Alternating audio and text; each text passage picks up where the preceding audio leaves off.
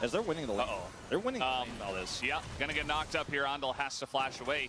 I mean, they get level 2 first, which is interesting to say the least. Pays is like, oh, you want to trade? Let's go. I have lethal tempo. And here we go. Once again, the engage comes in from Carrier. But guess who's bottom lane? It is the jungler of T1 and KRX. They're looking for the kill on a lazy field, but Willer gonna pick up 1 and make it 2. As level 3, Willer gets down there and saves. Well, Storin still has his exhaust. Yeah, I mean, the Jax at least has good setup with the counter-strike because he gets in melee range. The exhaust does come out. I think Doran's too far away from everything, just dies as Willer says, you know what, I will just put the team on my back and try to make this an interesting game.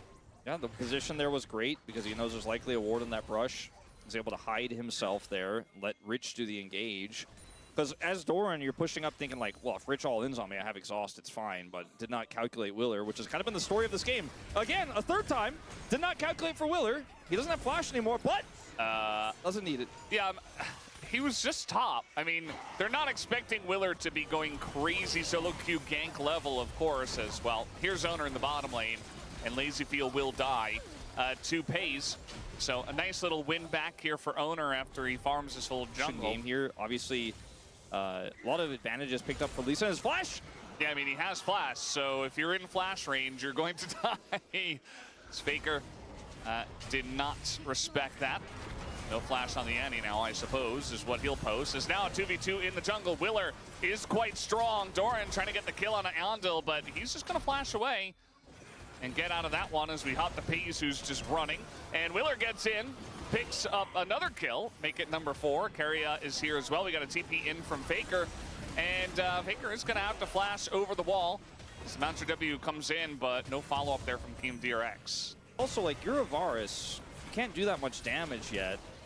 Speaking of, he is still a Varus, and under the turret, Willer is going to make their lives and just this objective down. It's not like on spawn or anything, but it's still relatively early, 8.5 minutes. And maybe he just goes up and picks up the objective. I mean, at this point, you know, his farm is also ahead of Owner, but he also has 7 out of 7 kill participation, with 5 of those being kills. So yeah. He's just been doing... Obviously, he still has to deal with Varus things. And What's happening I don't have the answer. Where did Carrier come from? I guess he was just hiding on bush. I mean, that's really the only explanation. Yeah, I guess that's the case, and Lazyfield was just greeting there. Did have his ult. We'll find out. But I think you're probably right. Carrier probably just hiding either in the tri-brush or in the river, and it was not respected. Maybe Lazyfield saw him backing and thought he completed it, but he didn't. As Doran has friend this time, just one. Carrier's coming up, though. Doran has friend. We'll see if it works out. As the Impale is going to come through, and the aggro was taken by Willer. A giant shutdown. 819 gold does go over to Owner. As they're looking for more, it's Skarner and Tom Kench together. And, yeah, not going to continue on that adventure. Really great gravity field placement here. Yugao's going to challenge, though. And it's going to kind of run through, as the Annie is quite fast. And eventually, Carrier does come over here, though, as a bit of damage comes in. But the heal is there. The flash lick. And Yukao still on the run. As another lick is going to hit. Couple more autos and one lick could get it done, but under the turret, I think Carrier's going to have to give up on now this adventure. As he throws up an emote and says, I'm having a really happy game. I don't know, the Varus is fine. I would say that giving all those kills over to the Annie and the Lee Sin is the bigger issue. Yeah, Owner, yeah. Now, just going to flash on in, just doing Skarner things, nicely done. And once again, you know, in game 1 it was Rich, game 2 it's kind of unpunishable. Yeah.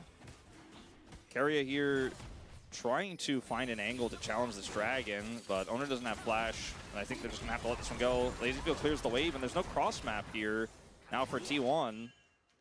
So, double dragon here for T1 and KRX. Unfortunately for them, again, not the highest roll it could have been on Soul.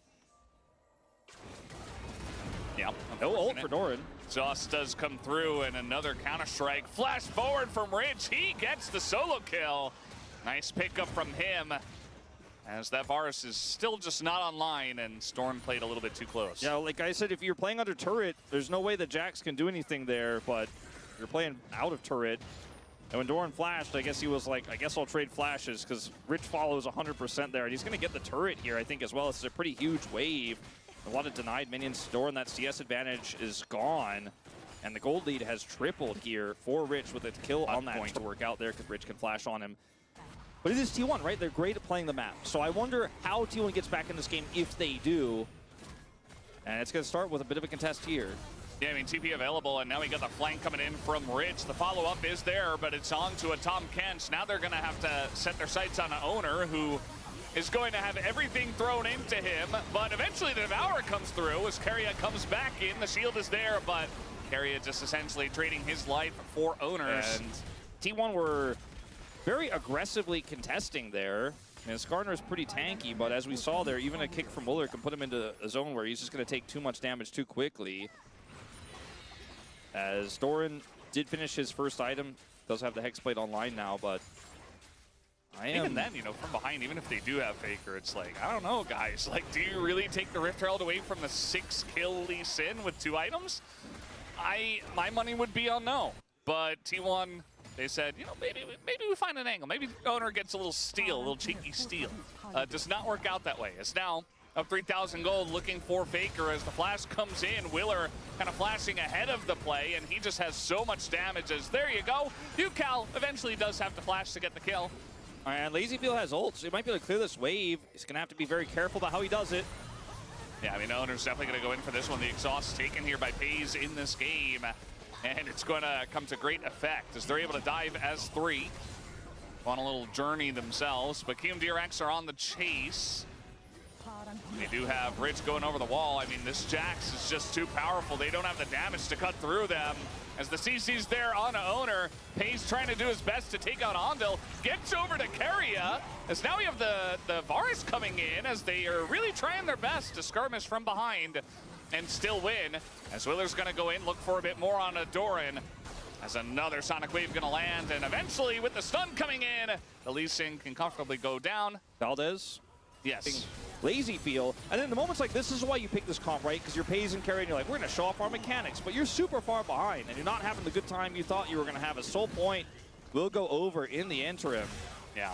Especially, again, you're playing into really fed Lee Sin, who's very strong on this patch, and a Jax, who's really good into 280 carries when that is your main source of damage in that weird skirmish that you opted into.